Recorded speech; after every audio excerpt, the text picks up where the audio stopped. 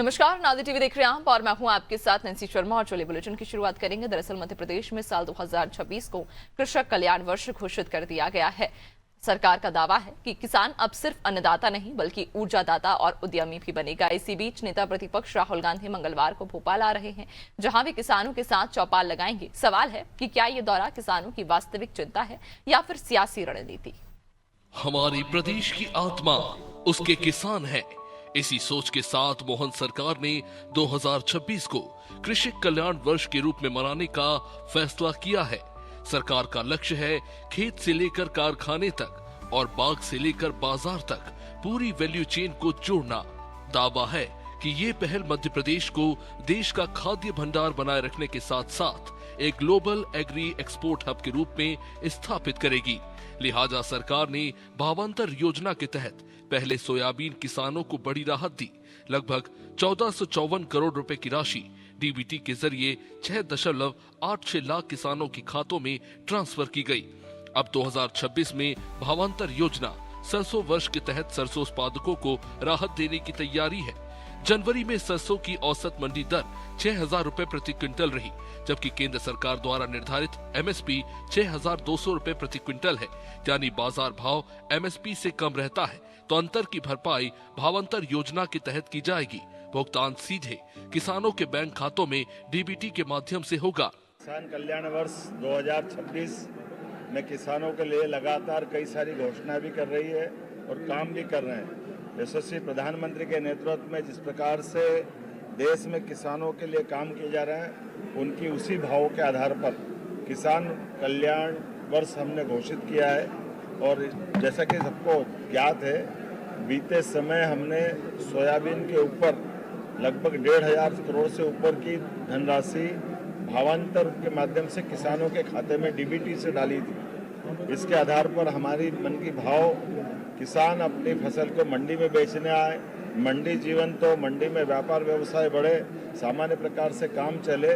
उसी योजना के सफलता के आधार पर पूरे देश में मध्य प्रदेश सरकार के इस निर्णय को सराहा गया और सफलता के साथ इस योजना पे केस स्टडी करके कई राज्यों ने इस योजना को समझने के लिए हमारे राज्य में भी आए और अधिकारियों के साथ दिल्ली में भी इस योजना के ऊपर प्रेजेंटेशन हुआ है। मैं माननीय प्रधानमंत्री के माध्यम से जब किसान कल्याण वर्ष की हमने ये घोषणा की तो इसमें केवल किसान अन्नदाता नहीं, आगे जाके ऊर्जादाता भी बने, उद्यमी भी बने और समृद्ध किसान समृद्ध प्रदेश के इस बड़े सपने को पूरा करें।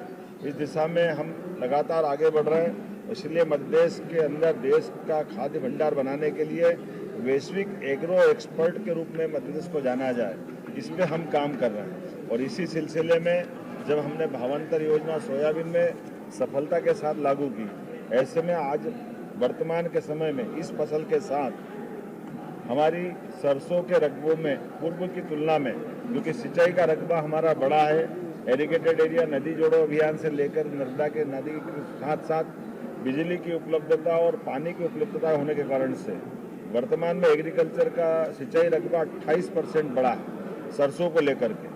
और द्वितीय अग्रिम अनुमान के अनुसार लगभग 15.71 मीट्रिक टन का इसमें वृद्धि हो रही है। इतना ही नहीं, मोहन सरकार ने ग्रीष्मकालीन मूंग के स्थान पर उड़द की खेती को बढ़ावा देने के लिए सरकार ने 600 रुपए प्रति क्विंटल बोनस देने का ऐलान किया, वह भी एमएसपी के अतिरिक्त।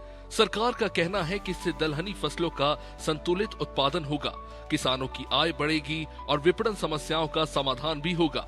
साथ ही चना और मसूर के लिए प्राइस सपोर्ट स्कीम के तहत 6 लाख से ज्यादा मीट्रिक टन उपार्जन का प्रस्ताव केंद्र को भेजा गया है। 24 मार्च से 30 मई 2026 तक उपार्जन अवधि प्रस्तावित है, जबकि पंजीयन प्रक्रिया 20 फरवरी से 16 मार्च तक जारी है। अगर योजनाओं का क्रियान्वयन सही तरीके से हुआ तो ये वर्ष किसानों के लिए ऐतिहासिक साबित हो सकता है। इसलिए उनकी उपज के उचित मूल्य दिलाने के लिए प्रावधान और पात्रता के अनुसार भावांतर योजना के बलबूते पर हम पंजीयन करना प्रारंभ कर रहे हैं और एफएक्यू के आधार पर न्यूनतम समर्थन मूल्य किसानों को मिले, इसलिए हमने इस योजना पर काम करना प्रारंभ किया।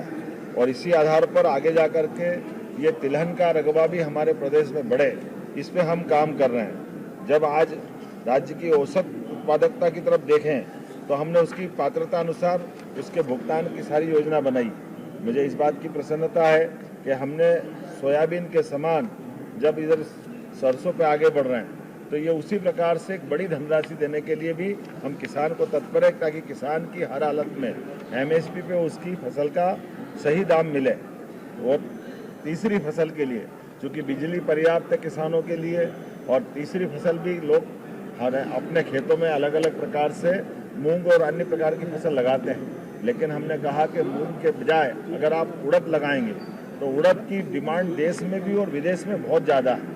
उसकी तुलना में अगर उड़द लगाएंगे तो हम उसको प्रोत्साहन देने के लिए हमारी सरकार ने एक निर्णय लिया है। 600 रुपये प्रति कुंटल का अलग से बोनस हमारी सरकार के द्वारा दिया जाएगा।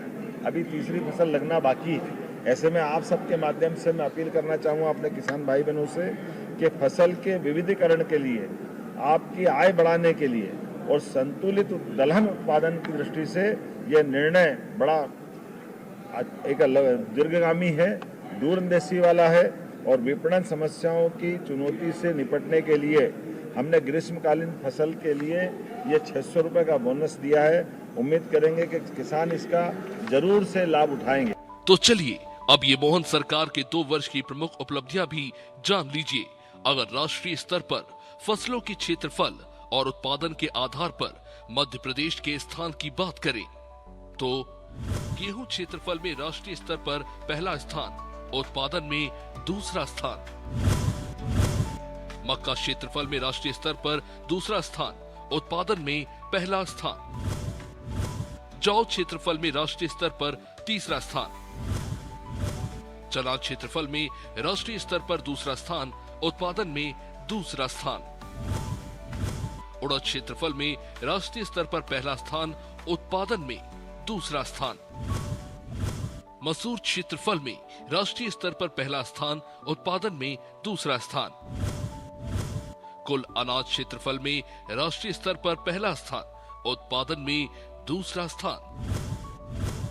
कुल दलहन क्षेत्रफल में राष्ट्रीय स्तर पर पहला स्थान, उत्पादन में दूसरा स्थान। इसी तरह मोटा अनाज राष्ट्रीय उत्पादन में दूसरा स्थान। यानी आंकड़े बताते हैं कि मोहन सरकार किसानों के हित में फैसले पर फैसले ले रही है। तो इसी बीच राहुल गांधी भोपाल पहुंच रहे हैं, जहां वे किसानों के साथ चौपाल लगाएंगे। कांग्रेस का दावा है कि प्रदेश में किसान परेशान है और सरकार सिर्फ घोषणाएं कर रही है, लेकिन सरकार का तर्क है कि जब डीबीटी के माध्यम से हजारों करोड़ सीधे किसानों के खातों में पहुंच रहे हैं और किसानों के लिए कांग्रेस से ज्यादा काम बीजेपी सरकार ने किया है। मैं आपके माध्यम से आज ये हमने अपना विशेष वक्तव्य विधानसभा में भी रखा है, और जैसे कि मैंने अपने बजट वक्तव्य में भी कहा था कि किसानों को लेकर हमारी सरकार लगातार काम कर रही है। ऐसे में कहीं अब ओला, कहीं बारिश या कोई नुकसानी हुई है तो हमने सभी कलेक्टरों को उनके सर्वे कराते हुए यथायोग्य प्रकार से, यहाँ तक कि हमने तो पीला मोज़क तक में सरकार के माध्यम से पहली बार देश में किसानों को मुआवजा दिलाने का प्रयास किया था, और उम्मीद कर रहे हैं आने वाले समय में ऐसे सभी कामों के बलबूते पर किसानों की आय बढ़े, उनके कष्ट के समय सरकार खड़ी रहे और उनको सही दाम एमएसपी पे मिले। इस बात के लिए हमारी सरकार प्रतिबद्ध है। मध्य प्रदेश की राजनीति में भले ही चौपाल और भाषणों का दौर जारी है, लेकिन जमीन पर जो दिख रहा है वो आंकड़ों और फैसलों की हकीकत है। मोहन सरकार ने 2026 को कृषक कल्याण वर्ष घोषित कर सिर्फ घोषणा नहीं बल्कि किसानों के हित में ठोस कदम भी बढ़ाए हैं। कुल मिलाकर सरकार की रणनीति साफ है, किसान को बाजार के उतार चढ़ाव से सुरक्षा, फसल विविधीकरण से अतिरिक्त आय और सरकारी खरीद से भरोसा। ऐसे में जब राहुल भोपाल में चौपाल लगा रहे हैं तो खैर राजनीति अपनी जगह है, लेकिन अगर किसान के खाते में पैसा पहुंच रहा है, फसल का दाम सुरक्षित है और उत्पादन को प्रोत्साहन मिल रहा है, तो समृद्ध किसान समृद्ध प्रदेश का संकल्प सिर्फ नारा नहीं बल्कि नीति और नियत दोनों का संकेत है। ब्यूरो रिपोर्ट, अनादि टीवी।